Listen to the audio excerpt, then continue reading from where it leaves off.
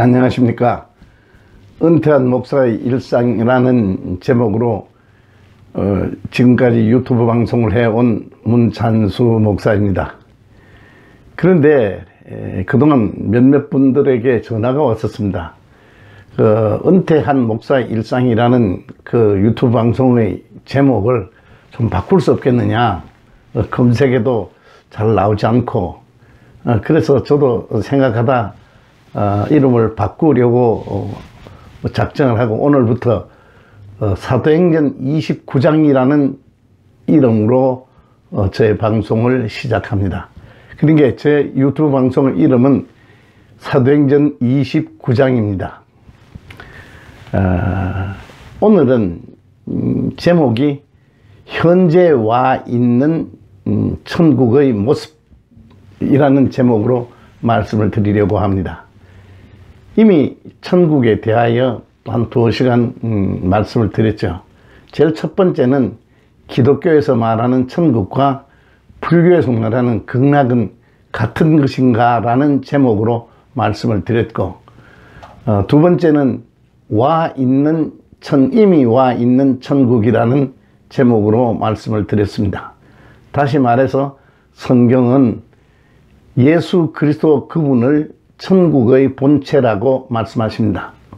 프랑스의 루이 14세가 짐이 곧 국가다 하는 말과 같이 예수가 곧 천국이다 하는 내용으로 말씀을 드렸습니다. 그래서 예수님이 이 세상에 오심으로 천국은 이 땅에 왔고, 또 지금도 말씀을 통하여 오고 있고, 장차도 완성을 위하여 오실 것이다 하는 것이 개략적인 천국의 설명입니다. 조금 더 요약하면은 기독교에서 말하는 천국은 장소적인 개념 물론 나중에 있습니다. 그러나 맨 마지막 시간에 말씀을 드리겠습니다만은 우선은 장소적인 개념보다는 누구가 나를 다스리는가 하는 것으로 통치권적 개념으로 우리의 마음속에 천국의 개념을 정리해야겠다까지가 지난 시간에까지의 말씀입니다. 그런데 여러분들 어떻습니까? 꼭 그렇게 천국을 얘기를 드리고 나면은 제가 받는 질문이 하나 있습니다. 그럼 도대체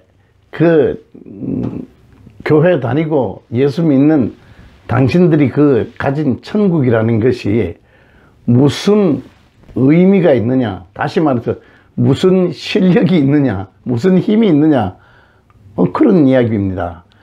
천국을 가지지 못한 나나 천국을 가졌다는 당신이나 뭐가 다르냐, 그런 이야기죠.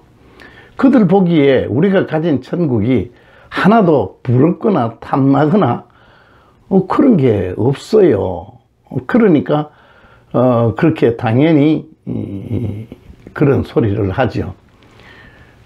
심지어 어떤 사람들은 예수를 믿느니 뭐를 믿어라, 뭐 그런 이야기를 마구 할 만큼, 비난할 만큼 현재 와 있는 천국은 참 힘이 없어 보입니다. 또 그렇게 매력이 있어 보이지 않습니다. 그렇죠. 또 당시에 예수님도 보면 일생을 사시면서 목수의 아들로 태어나시고, 또 이리저리 쫓겨 다니시고, 또 괄세 받으시고 박해 받으시고, 그리고 십자가 위에 못 박혀 죽으시고, 정말로 너무 힘이 없는 연약한 그러한 모습으로 나타나시죠. 그러니까 천국은 정말로 그렇게 힘이 없고 형편없는 천국이냐라는 생각을 가지실 수 있습니다. 또 교회에 다니시는 분들 중에서도 아직까지 이 부분에 대하여 뚜렷한 개념이 정리되지 않는 분들은 중에는 이런 분들이 있습니다. 내가 교회를 다니는데, 예수를 믿는데, 내가 예수를 믿지 않는 사람들보다 특별하게 내가 더 나아진 게 뭐가 있느냐, 그런 생각을 하면서 마음에 적이 실망하는 마음을 가지신 분들도 제가 보았습니다. 이 부분에 대해서 오늘은 말씀을 좀 드리려고 합니다. 예수께서 마태복음 13장에 예수께서 제자들에게 현재 와 있는 천국이 얼마나 참 힘이 없는 모습으로 와 있는지를 미리 십자가에 못 박혀 죽으시기 전에 말씀을 남겨주십니다. 마태복음 13장에 보면은 천국은 마치 뭐뭐와 같으니 하면서 몇 가지의 비유를 가지고 천국을 설명해 주시고 계십니다. 첫 번째 거기에서 우리가 볼 수 있는 비유가 하나가 겨자씨 한 알의 겨자씨 비유가 있습니다. 천국은 마치 밭에 뿌려진 겨자씨 한 알과 같으니라고 말씀합니다. 여러분들 겨자씨 한 알 이렇게 하니까 쉽게 이해가 안 되는데 제가 조금 의역해서 여러분들이 알아듣기 쉽게 설명을 드리겠습니다. 여러분들 제주도에 가면은 봄이 되면은 아주 유채밭이 제주도 전체가 노란 유채밭으로 정말 아름답게 피어 있습니다. 근데 그 유채의 씨앗을 혹시 보신 일이 있습니까? 그 씨앗은 아주 형편없이 조그만합니다. 탐낼만 하지도 않습니다. 또 새가 와서 먹어버릴 만큼 약합니다. 지금 정말로 유채 씨앗이 떨어질 때쯤 되면은 많은 새들이 씨앗을 먹기 위해서 유채밭에 때로 몰려옵니다. 그래서 그 씨앗은 새 먹이가 되고, 또 유채 나물은 우리를 어떻습니까? 그거 베어다가 기껏해서 나물 묻혀서 기름 넣고 나물 묻혀서 먹어버립니다. 그 유채라는 것 정말로 보잘것 없습니다. 유채 씨앗 정말로 더 볼품 없습니다. 그런데 우리 잘 생각해 보시면은 그 비유의 초점은 그 씨앗 속에는 무엇이 있는가 합니다. 그 씨앗 하나 하나이 떨어져서 어떻게 됩니까? 나중에는 우리가 그렇게 아름답게 바라보는 유채밭 꽃이 이루어집니다. 그 씨앗 속에는 그냥 새가 주워 먹어버릴 만큼 연약해 보이는 그 씨앗 속에는 놀라운 생명과 그 화려함이 그 속에 응축되어 농축되어 압축되어 있다 하는 것을 알 수 있습니다. 그러니까 예수님께서 말씀하신 겨자씨 비유는 지금 와 있는 천국은 누구도 탐내지 않을 만큼 형편없이 보이지만은, 그러나 때가 되면은 엄청난 부요함으로 그 생명이 꽃피어날 것을 알려주는 그러한 비유입니다. 그리고 보면은 또 하나 비유가 보면은 밭에 감추어진 보화의 비유가 나옵니다. 여러분들, 보화라 그러면 밭에 있는 것이 아니죠. 보화는 보석상의 진열대 위에 있어야 됨직한 그런 보화가, 제가 조금 설명을 쉽게 드릴게요. 이만한 다이아몬드가 박혀 있는 그 원석이 이 밭에 있다고 합시다. 근데 어떤 사람은 이것이 보화이구나, 다이아몬드 덩어리이구나 하는 것을 아는 사람은 자기의 전 재산을 투자해서라도 그 보화를 가지기 위해서 밭을 사려고 노력할 겁니다.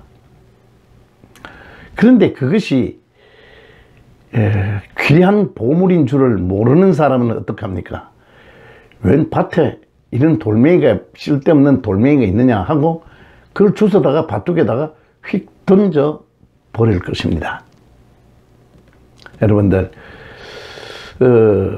정말로 있었던 일인지는 알지 못합니다만 아프리카 지역에 다이아몬드가 많이 나는 그 광산 지역에서 아이들은 다이아몬드를 가지고 공깃돌 놀이를 했다고 그럽니다. 그래서 서양 사람들이 가서 그것을 보고 어떻겠습니까? 깜짝 놀라서 놀랐겠죠. 가치를 모르는 사람은 공깃돌이나 밭둑에 던져버리는 그런 돌멩이로 보이지만은 그 가치를 아는 사람은 자기의 전 재산을 주고도 구하고 가지고 싶은 것이 그 밭에 감추어진 보화의 비유의 핵심입니다. 그리고 그 말씀 마태복음 13장에서 우리가 놓치지 말아야 될 말씀 중에 하나가 제자들이 묻습니다. 선생님 왜 이렇게 이런 말씀들을 비유로 해 주십니까? 그러니까 너희에게는 좀 더 알아듣기 쉽도록 해주기 위해서, 잘 알아듣도록 해주기 위해서 비유로 말한다. 그러나 저희에게는, 저희라고 불려지는 사람이 있습니다. 그 사람들에게는 더 점점 무슨 소리인지 모르게 하기 위하여 비유로 말해 준다라고 예수님께서 제자들에게 말씀하시는 것을 볼 수 있습니다. 그 말씀을 우리가 잘 곱씹어 보면은 이 세상에는 너희라고 불려지는 사람과 저희라고 불려지는 두 부류의 사람으로 나뉘어지고 있는 것을 보게 됩니다. 이 방송을 들으시는 여러분들이나 제가 이 말씀을 알아듣고 그 천국을 가지려고 소유하려고 애쓴다면은 너희라고 불려지는 사람일 것입니다. 그러나 그 천국을 그게 뭔데 하고 대수롭지 않게 여기고 밭둑에 그냥 돌멩이 던지듯이 던져버린 그런 사람은 저희라고 불려지는 사람일 수밖에 없습니다. 그것은 교회를 다닌다 안 다닌다 그런 것하고도 상관이 없습니다. 제가 지금 이렇게 전하는 이 유튜브 방송을 듣고 예수 그리스도가 그런 분이고 그런 분을 내가 모시고 살아야겠다, 그분을 가져야 되겠다, 그분을 품어야겠다라고 생각하시는 분은 너희라고 불려지는 사람이고, 그렇지 못하는 분들은 저희라고 불려지는 사람일 수밖에 없다. 그런데 왜 그렇게 그러면 하나님께서 나누시느냐? 저도 모릅니다. 그것은 창조주이신 하나님의 그 뜻이기에 제가 뭐라고 설명을 드릴 수 있는 부분이 아닙니다. 예수님께서 그렇게 말씀하셨으니 저는 그렇다고 전할 수밖에 없습니다. 다시 조금 더 요약해서 정리하겠습니다. 이 세상에는 너희라고 불려지는 사람과 저희라고 불려지는 사람 두 부류의 사람이 있다. 한 부류, 너희라고 불려지는 사람은 그 시시하게 보이는, 그 정말로 새가 주워 먹어버릴 만큼 연약해 보이는 그 겨자씨 하늘과 같은 그러한 천국을 화려한 그 유채 꽃밭을 바라보며 그 생명을 아는 사람은 너희라고 불려지는 사람이고, 그냥 뭐 새가 주워 먹어버려도 괜찮고, 꽃이 화려하게 피기 전에는 그거 그냥 여러분들 유채 꽃이 피기 전 겨울에 말라붙어 비틀어진 유채밭을 보시면은 아무도 탐내지 않지요. 그러나 그 속에는 화려함이 숨어져 있다는 것을 아는 사람과 모르는 사람, 그건 공부를 많이 한 사람, 적게 한 사람, 이 똑똑한 사람, 똑똑하지 못한 사람, 그런 차이가 아닙니다. 하나님께서 그 마음속에 그러한 이치와 진리를 깨닫게 해 주시는 은혜가 있는 사람은 알 것이고, 은혜를 받지 못한 사람은 깨닫지 못하고 아무렇게나 그저 취급할 것입니다. 이것 또한 기독교의 신비함, 미스테리함입니다. 저는 그래서 현재에 와 있는 천국이라는 것이 겨자씨 하나일 만큼 아주 새가 주워 먹어도 그냥 아무 소리 안 할 만큼 나물 무쳐 먹어버려도 괜찮을 만큼 연약한 모습으로 와 있고, 그러나 그 씨앗 속에는 어마어마한 화려함과 놀라운 생명이 그 씨앗, 작은 씨앗 하나를 하나 속에 응축되어 있다는 사실을 우리는 다 압니다. 그리고 우리가 비록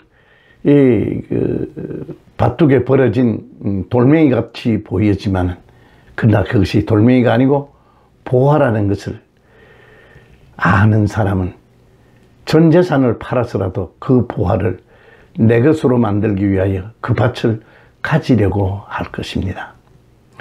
이것은 굉장히 미스테리한, 그러나 우리가 꼭 알아야 할 그러한 기독교의 진리고 천국의 모습입니다.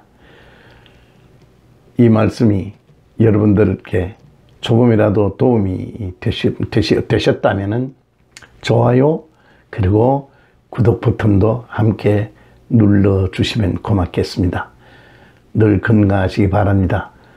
다음에도 또 현재 와 있는 천국의 모습에 대하여 공부해 보겠습니다. 고맙습니다. 건강하십시오.